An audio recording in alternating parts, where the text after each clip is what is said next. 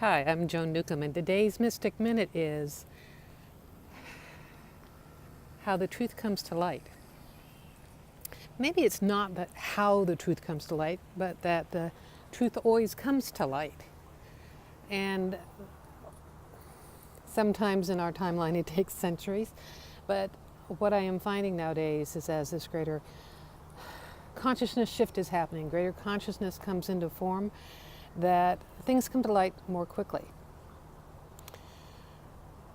And I'll suggest some ways that you could do this for yourself, though you can also just sit back and enjoy the ride because the truth is going to come to light.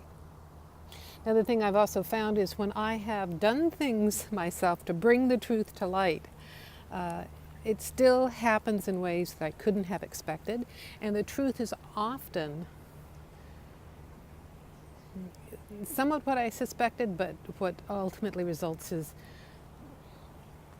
also beyond my wildest imagination. And I tell you, some of the truth coming to light right now is pretty wild. So here's the thing. Oh my gosh, what is that bird? It is I don't know if you can see him now. Where's he in relation to me? I probably just missed him. Big white bird.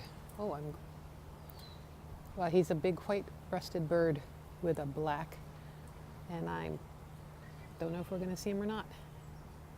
Over my shoulder. There's a thing that comes to light. That could be symbolic. What does that mean? Especially if you guys can't see him over my shoulder, because I actually don't know where he is in relation to this right now. I can't see. Anyhow. So here's the thing. How we're experiencing this world often is feeling like we're just like fumbling our ways through it, stumbling through it blindly often. And even if we have a bit of a clue of the way out in front of us, it still kind of feels like we're driving in the fog. And, you know, our high beams are not helping. And, you know, there's this part of us that just so desperately wants to be in full control and know what's out in front of us, and so we know how we can, you know, avoid the pitfalls or go in, you know, our best interest. And here's the thing, it's like reality is so much bigger than we could possibly imagine from this limited perspective. And the truth is that we are greater consciousness coming into form.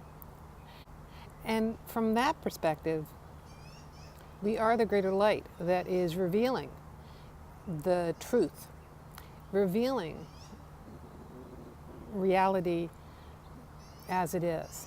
And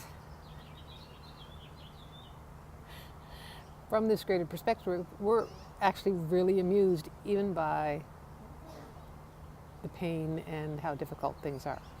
So I'm standing here in Ellensburg by Cottonwood. There are these little tiny fluffs of the cottonwood tree. So it's like, you can't see this on the camera, I'm sure, but it's not snow, but it's this kind of magical feeling. And the bird that I was talking about, I now see up ahead of me, and it's got a mate. So I don't think you'll be able to see it. It just went into the bush while I tried that. So even in the midst of great discomfort, there's joy to be found. And here's another thing that I've had to do myself is when I am enacting my techniques to bring the truth to light, I have to step through some discomfort because there's a part of me that would like to stay in denial or like to stay in the fantasy of it. And you know, or wants to be in control. And what you're stepping into is this greater aspect of reality that is bigger, but you are bigger as well. Greater light and greater background noise. So here's what I'm also going to tell you. There's some very simple things you could do. One is that you can bless your reality, you bless your circumstances. You don't even need to say bless if you have an aversion to that term, but you can use gold energy to shine light on it. You can put a spotlight on it if you want, or you can just illuminate it. And I find just simply, doing sparklies of gold energy brings the truth to light in ways that I had not expected. And the other thing that I've also done is just simply step through doors to parallel universes where it's unfolding in my favor or in everyone's favor. And I did this again at a meetup just a couple weeks ago, and I had this little feeling as I was stepping through the door. And I was doing this specifically with someone in mind, and I was wanting things to unfold in their favor. And it's actually an add-on to stories that I have told in the past about doing this very same thing for my family. So what's resulted now is both my sons on different continents are adopting dogs. Totally unrelated, but they're both adopting dogs. So I'm going to have grand doggies. So that's how it's unfolding in my favor. And you know what that also means is that it's also totally out of my control. They get to have the dogs that they choose. I get to see them when I can get there. And it's not me getting a dog. That's not in the cards right now while I'm being bi-coastal. But my world gets to expand by some furry fuzziness, and more will be revealed. So I invite you to play with that for yourself. And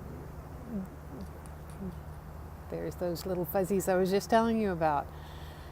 Play with this for yourself and realize that this whole world, as full of density and effort as it seems to be, and it's full of pain and discomfort as it seems to be, it really is a creation of consciousness. And you are consciousness. And when you start to play in a light-hearted way in this world, things unfold beyond your wildest imagination. If you like these videos, you can subscribe to them on YouTube. You can also sign up below to get them in your inbox. If you want to know more, my website is joan-newcomb.com. I put out a newsletter and I put out these videos. I have meetups in New York City right now. When my life settles on one coast more regularly, I'll also have meetups back in Seattle and Tacoma. Right now they're in New York City, and right now I'm in Ellensburg.